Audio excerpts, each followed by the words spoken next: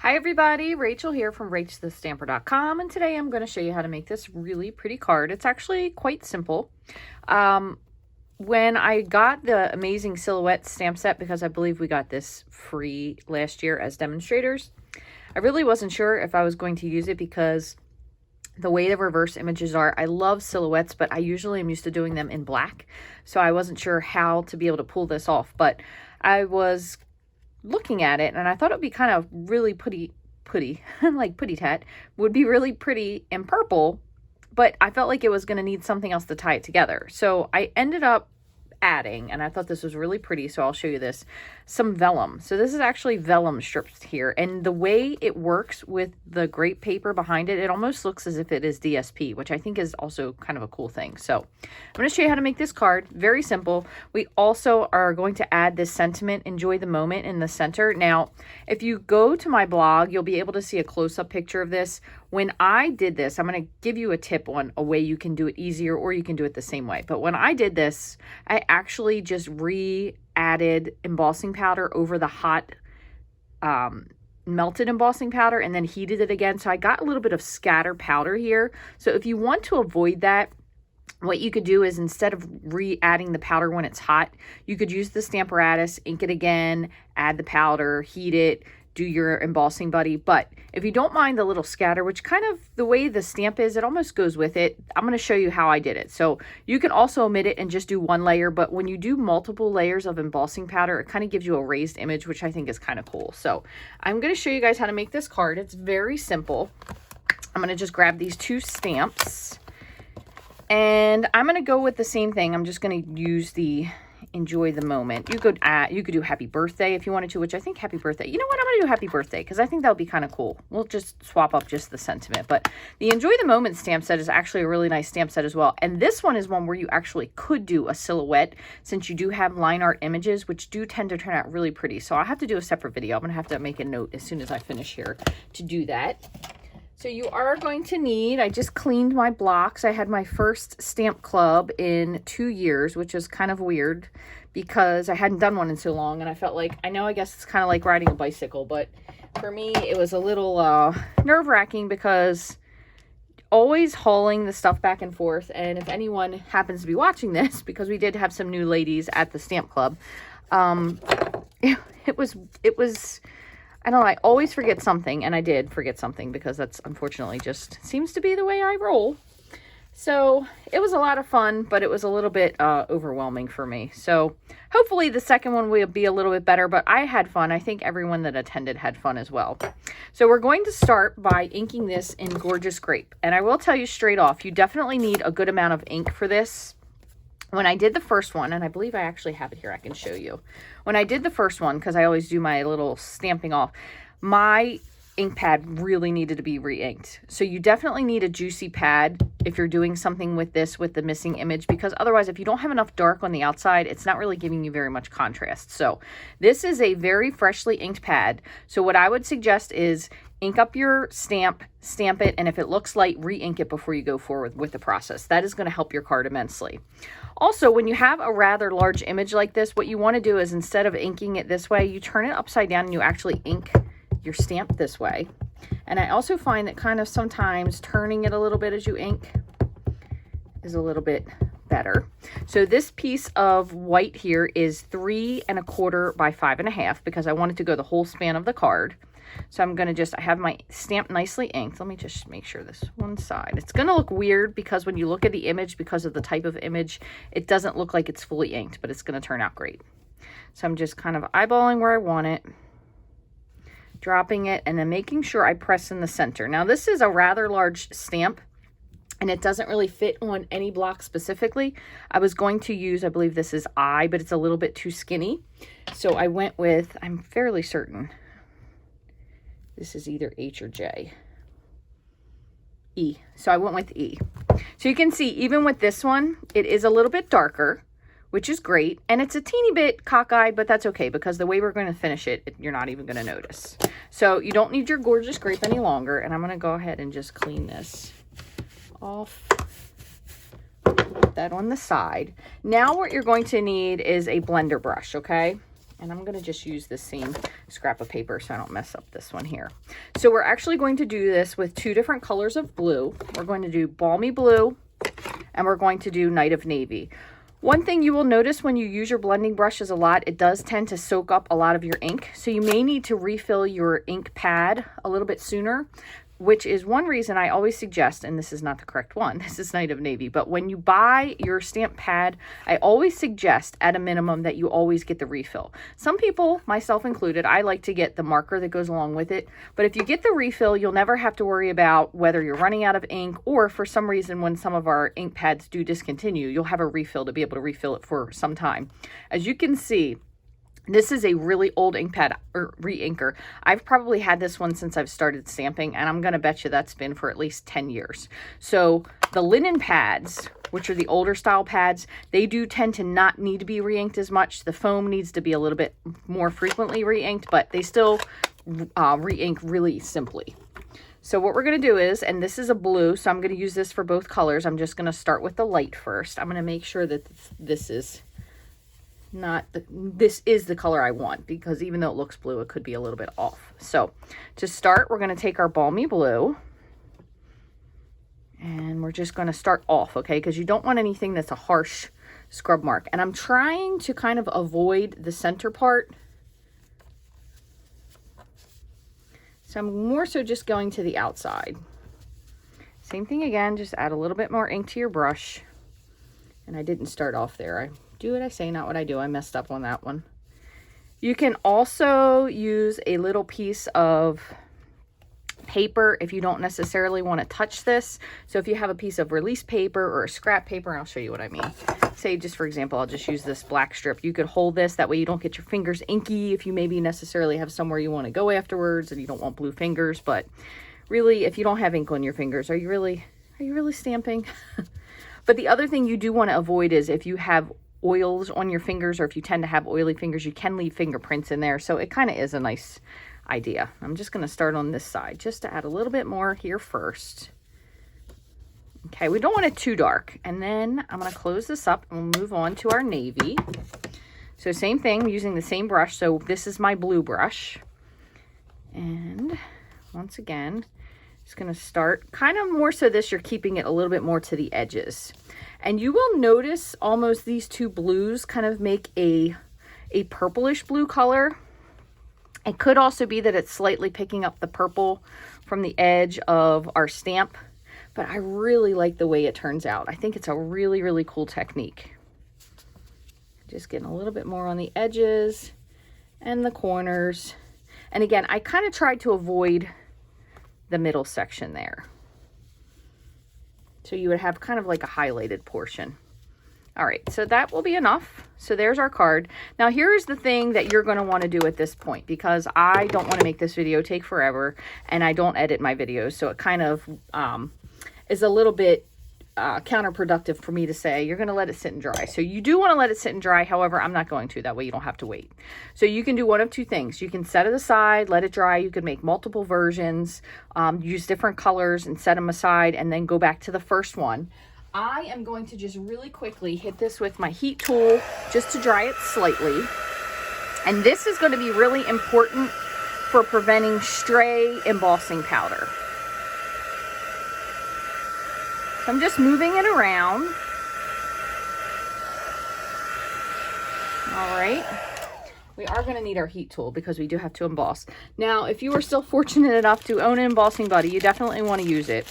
And what you can do is just kind of tap it and just move it over. And it's going to just make sure that if there's any dry ink, it's going to pick it up, or dry it out, I should say.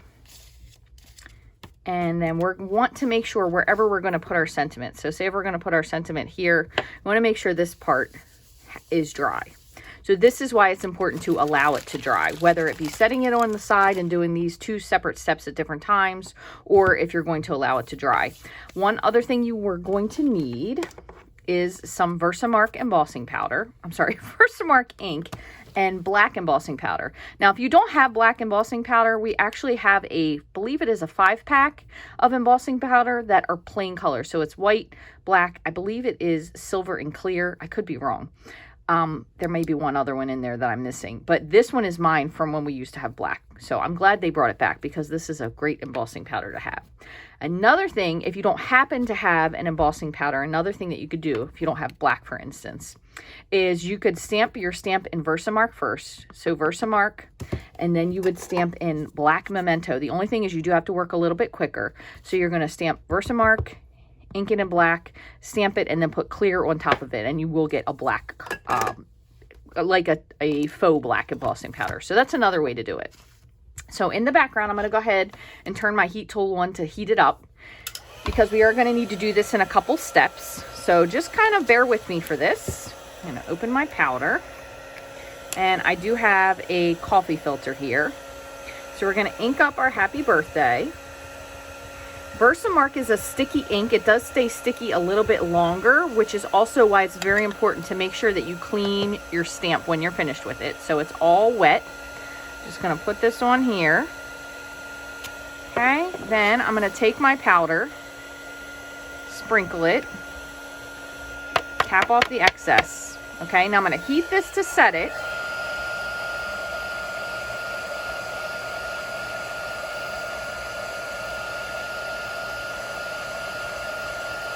And while it's still really hot, I'm going to take my embossing powder and sprinkle it.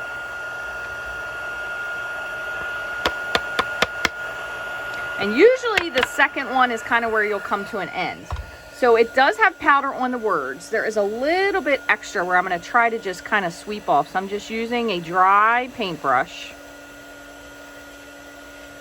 If you do this with a stamp positioning device such as the Stamparatus, then you could just skip this step. You could re-ink it after you've already added your embossing buddy again. So I'm just going to hit it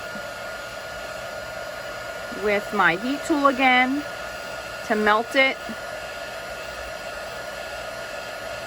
And this one picked up a little bit more stray powder than my first one did.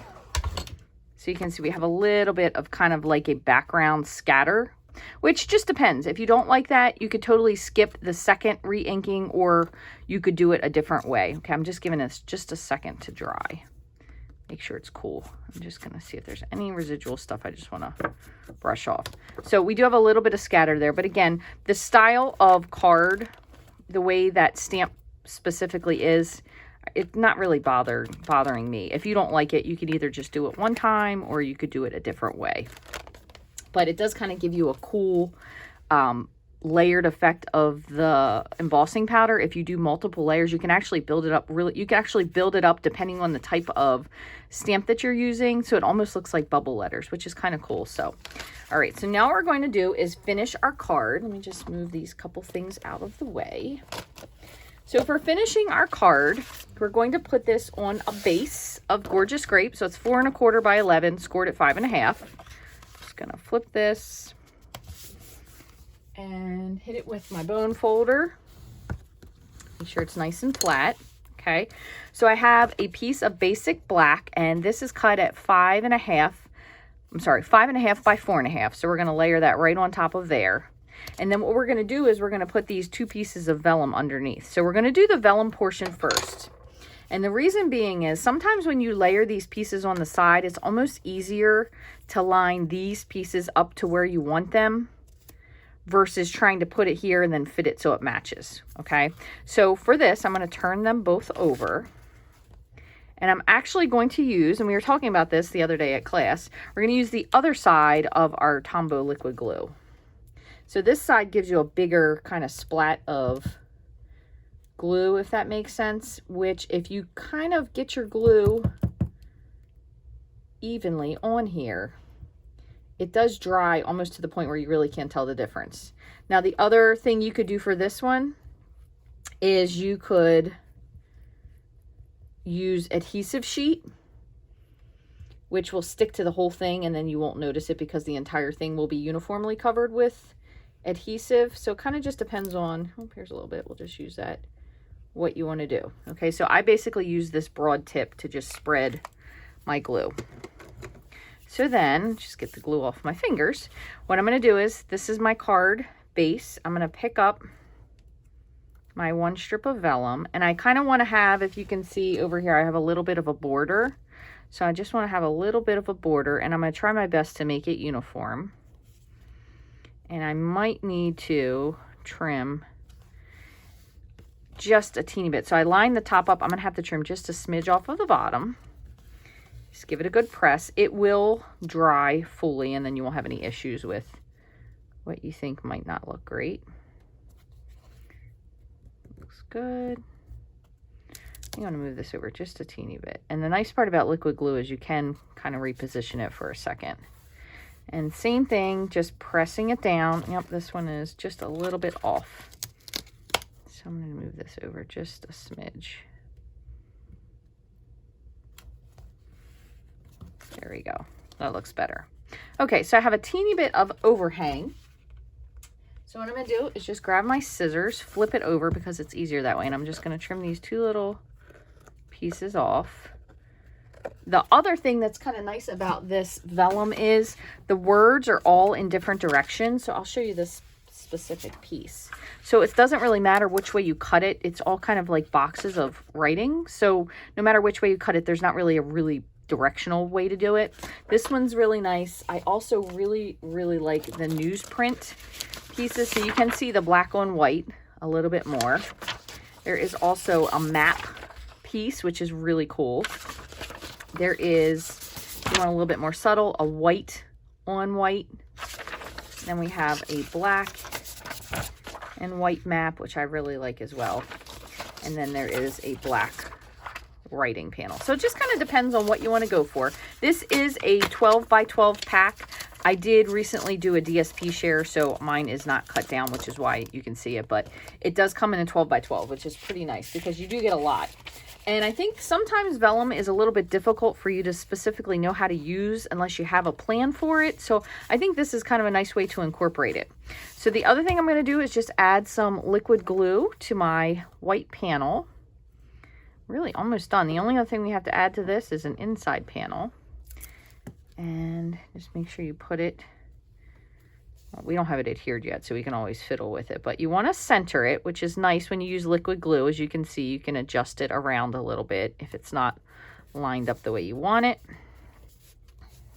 Just going to press, make sure that's all hooked in. And then same thing again. Now, you could do one other thing if you wanted to. You could pop this up on dimensionals to give a little bit of something. So for this one instead, how about we'll do that? I know we probably would use a little bit of dimensional since it is a bigger piece, but that's okay. We'll just give it a whirl and see what it looks like, and then you can decide which one you like better. So when you make your version, you can either leave the dimensionals off if you prefer, or if you like them, you can add them on there. And I know some people love using dimensionals and some people don't just because of mailing things, but are you a dimensional person? Or are you one that skips it? I don't normally put this many on, but I figured maybe I'll actually mail this one to somebody. So I might need a little bit more so it doesn't get smushed by the mail meter. All right, there we go. I'm going to just move this out of the way, and I'm going to grab my take your pick tool because you can pop your dimensional backings off pretty easily. Hook them all together, which is kind of nice. Oops, well, most of them anyway. I do have a paper piercer that has a strange tip on the end of it. And when I got it, I was a little bit upset. This was back in the days when paper piercing was like the style to do, if you remember that. And I was kind of upset because I was like, well, man, this thing, every time I try to do paper piercing, it gets stuck. But I have to tell you, it's really great for pulling the backs off of dimensionals because it has that little hook so they get stuck and nothing ever falls off. So that's really nice. Make sure. Now, one other thing you can do, and in case you are new here, maybe you haven't seen this before, if you're a little bit concerned with how you're going to get this on with lining it up, you can take your liquid glue and just put, and I mean, when I say teeny, just a teeny bit of glue on every single dot or every single dimensional. It's just a dot. It's not much at all, but that will give you just a little bit of movement in case you need to rearrange it. So I'm going to just set it here. Make sure I like where it is. Oops. Looks good just like that. Yeah, it is a little bit crooked, but you know what? It's homemade, so what do you expect? I'm a little bit crooked now that I think about it sometimes. All right, so there we go. So we have our original card here, which was a flat front, and then this one, which was popped up. The other thing you could have done, and I probably should have thought of this ahead of time, but this is a cool thing. I'm just going to show you really quickly. I don't know if I can pull this up, but you could add just a little bit of something to it if you wanted to. Let's see. Might be able to finagle it up. Because that's good enough, actually, right there. So we also have this really cool Baker's Twine Essentials pack. So I'm just going to do just a smidgy little thing here. I have my Baker's Twine kind of thing if I needed. We'll go with about that much. I'm going to go just a little bit more. So what you could do, since we're kind of going outside the box for the second version, I'm going to undo my twine. So instead of it being one big piece, I'm just pulling some of the pieces off. Ooh, tangly. Come on, Rach. Come on, Rach. You can do it. There we go. Just want to untangle one of these. Okay. So it's a little bit thinner of a piece, and I'm going to just slide this under. So maybe this might be cool. So it's going to go under the first layer there. All right, so since I have that, I'm going to press this back in. And you could have done this with a two layers. You could have wrapped it twice, but I'm going to just do one.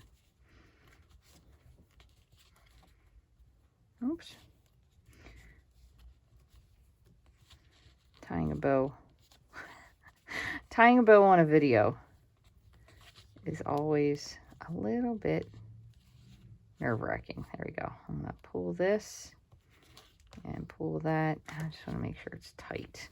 And then I'm going to just trim.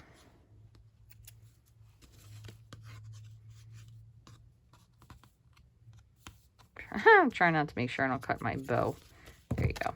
Here's your little bow. Let me pull this just a smidge because I don't want it too huge. So you could even add a little bit of something extra to that with just a little bow made from Baker's Twine. Again, it is a 3-thread piece. So the other thing you could have done is you could separate these, and that way it wouldn't be this big bulky piece, because I think a fat piece of Baker's Twine would almost just be just a little bit too much for the card. But again, you could do a little slim piece underneath, which you want to do that more so if you're doing the pop-up, because with this it's going to add so much bulk. If you're making it flat, it's going to create a lump. So doing that sometimes when you have a layer of something kind of gives it a little bit extra. But thank you so much for joining me today. I hope you enjoyed this very quick card, which was pretty simple to make. The only thing that was like a little bit time consuming was, again, doing the embossing. And that kind of just depends on if you're doing one layer or more than one layer. If you would like to make these cards and need the supplies to get it, you could certainly visit my online store. I would be very grateful if you do that. My store is rachthestamper.stampinup.net. If you don't need anything and you just like to see more videos, make sure you click the subscribe button here on YouTube, and make sure you turn on the bell icon, which will notify you whenever I create a new video. I thank you all so very much for joining me. I hope you have a wonderful rest of your day.